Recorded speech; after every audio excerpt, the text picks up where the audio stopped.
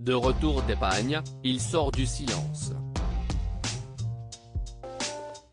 Mercredi 24 mars, Manuel Valls publiait Pas une goutte de sang français, une ode à la France dans laquelle il retire son masque de politique pour dévoiler les traits d'un homme simple et passionné. Aujourd'hui apaisé, l'ex-premier ministre est pourtant passé par des périodes très difficiles. Considéré comme responsable des échecs du quinquennat Hollande, dont il a servi le gouvernement pendant 5 ans, le franco-espagnol échoue à la primaire de la gauche de l'élection présidentielle de 2017. Commence alors une longue descente aux enfers, qu'il aborde ce 25 mars dans les colonnes du magazine Paris Match.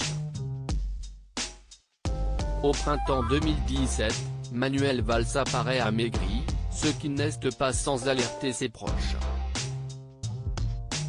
Il prétexte alors une intolérance au gluten, dissimulant la véritable raison de sa métamorphose physique.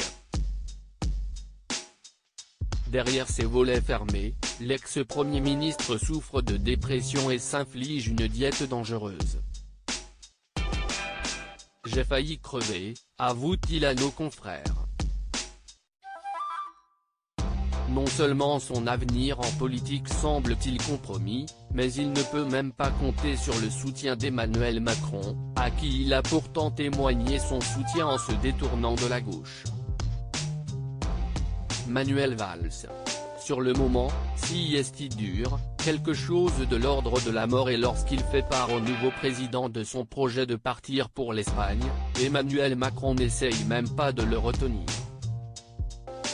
Une indifférence difficile à encaisser pour l'ancien ministre, comme il l'explique dans les colonnes de Match. Sur le moment, si est dur, quelque chose de l'ordre de la mort, admet-il avec du recul, j'ai compris que le macronisme voulait oublier les moments noirs, les attentats, il portait une vision libérale libertaire, américaine. Moi j'étais le vieux machin laïcard et autoritaire. Finalement, si est en Catalogne que Manuel Valls est parvenu à guérir.